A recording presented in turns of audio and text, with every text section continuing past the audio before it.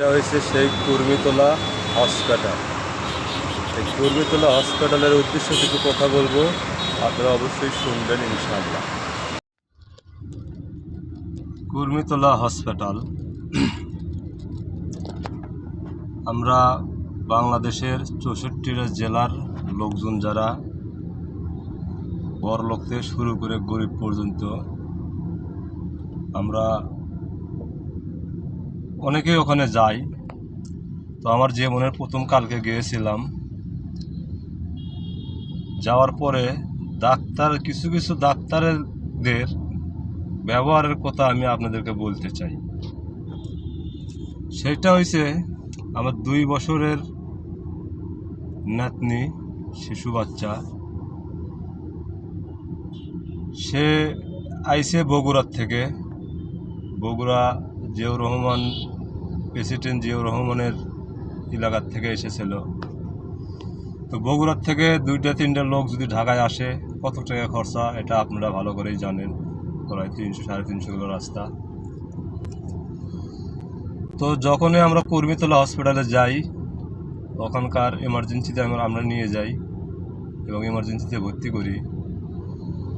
করার পরে ওখানে যে ডাক্তারটা ছিল সে ডাক্তার নিজেই ভয় পেয়ে যায় আমার নাতনিকে দেখে।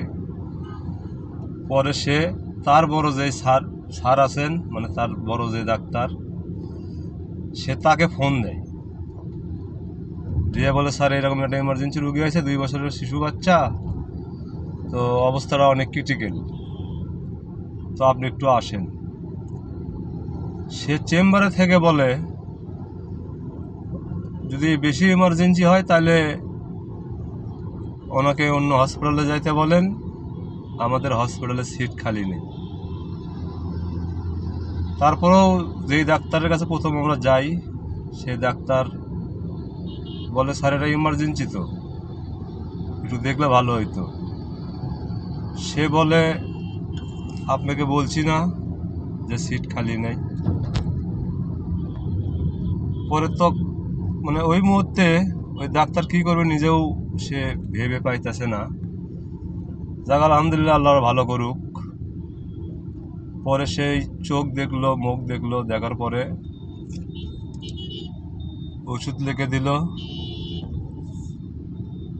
পরে ওখানে যে ফ্রি ওষুধ দেওয়া হয় সেখানে আমরা গেলাম। আমি মনে করছিলাম হয়তো অনেক টাকারই ওষুধ, কিন্তু আসলে অনেক টাকার না, 50 টাকার ঔষধ। তো সেই 50 টাকার ঔষধ সে কুর্মিটোলা হসপিটাল থেকে আমরা পাইলাম না। আসলে কেন পাইলাম না এটার অবশ্য আপনাকে একটু বলতে চাই। ওখানে আমার মনে হয় চিকিৎসা করা হয় কাপড় চোপড়ের ওপর ভিত্তি করে। হয়তো এই কথা কেন বললাম, ওখানে যদি একটা প্রাইভেট গাড়ি নিয়ে যাওয়া হয় বা হাইস গাড়ি নিয়ে যাওয়া হয় বা প্রাটো গাড়ি নিয়ে যাওয়া হয়, আর তারা যদি জানতে পারে এটা একটা লেফটেন্যান্ট জেনারেলের রুগী বা একটা মেজর জেনারেলের রুগী বা একটা ব্রিগেডিয়ার জেনারেলের রুগী, মানে এইসব পরিচয় যারা দেয়, এই পরিচয় দেওয়ার সাথে সাথে তারা এমনভাবে চিকিৎসা দেওয়া শুরু করে, যদি ছেলে হয় তাহলে মনে হয় যে তাকে সুস্থ করে মনে তার সেই ডাক্তারের মেয়ের সাথে মনে বিয়ে দেবে, এত দ্রুত তার চিকিৎসা করে। আর যদি মহিলা হয় তাইলে ওই ডাক্তার মনে করে যেই মেয়েকে তাড়াতাড়ি সুস্থ করে আমার ছেলের সাথে বিয়ে দেবো, মানে এইরকম ভাব তাদের। অথচ একটা সাধারণ মানুষ, তার যদি কোনো পরিচয় না থাকে যে আমার উমুক আছে বা আমার উমুক আছে, তাহলে তার ওইভাবে চিকিৎসা আসলেই তারা করতে চায় না। অথচ দেখেন সাধারণ মানুষ কোথায় যাবে? সাধারণ মানুষকে নিয়ে সবাই ব্যবসা করে। আর যাদের ক্ষমতা আছে তাদেরকে এমনভাবে তেল মারা হয়, কারণ তাদের তো তেলের কোনো প্রয়োজন নেই, তাদের মাথার তো তেল আছে, আর গরিবের মাথার তো তেল নেই, তাদেরকে মারলেই কি আর অপমান করলেই কি। তা আসলে ওইসব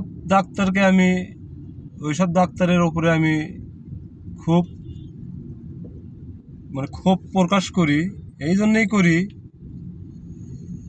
ওই সব ডাক্তারের জন্য যারা ভালো ডাক্তার, যাদের মান সম্মান আছে, যাদের ফ্যামিলি আছে, তাদেরও মান সম্মান যায়। In about 5 kilometers, R turn ওই সব left. অসাধু ডাক্তার যারা, তাদের মনে হয় বাবা মা নাই, সন্তান নাই, নাইনাত্র নাই, তারা যারোর সন্তান, এইরকমই পাওয়া যায়। যদি তাই না হবে, তাইলে তারা প্রশাসনের লোককে দেখলে এইভাবে চিকিৎসা দেবে, আর গরিব মানুষের কথা শুনলে বা কাপড় চোপড়ের উপর মেসেজ করে তারা চিকিৎসা দেবে না, ডাইরেক্ট বলে অন্য হসপিটাল নিয়ে যাও, সিট খালি নাই। এইসব ডাক্তারের কি বিচার হওয়া উচিত আপনারাই আমার কমেন্ট বক্সে জানাবেন, এবং এই বিচারটা আপনাদেরকে দিলাম, সাধারণ মানুষের কাছে জানাইলাম, এবং যারা সৎ প্রশাসনের লোকেরা আছেন তাদের কাছে জানাইলাম। এইসব দুর্নীতিবাজ ডাক্তারের বিরুদ্ধে অবশ্যই আপনারা অ্যাকশন নেবেন। এটা আমি এক গরিব বাবা মায়ের সন্তান, আপনাদের ওপরে সব কিছু ছেড়ে দিলাম। মাঝখানে হয়তো আমি একটা খারাপ কথা বলেছি, মুখর দাঁড়িয়ে আছে, আল্লাহ পাক দাঁড়িয়ে রাখার তৌফিক দান করছেন, আলহামদুলিল্লাহ। আপনারা আমরা অবশ্যই মাফ করে দেবেন, অনেক কষ্টে কথাটা বলেছি। ভালো থাকবেন, সুস্থ থাকবেন, আবারও দেখা হবে। অন্য যে ডাক্তারের কাছে নিয়ে গেছিলাম সেই ডাক্তারের কাছে মানে উপলক্ষে কিছু কথা বলবো পরের ভিডিওতে ইনশাআল্লাহ। আসসালামু আলাইকুম রহমতুল্লাহ।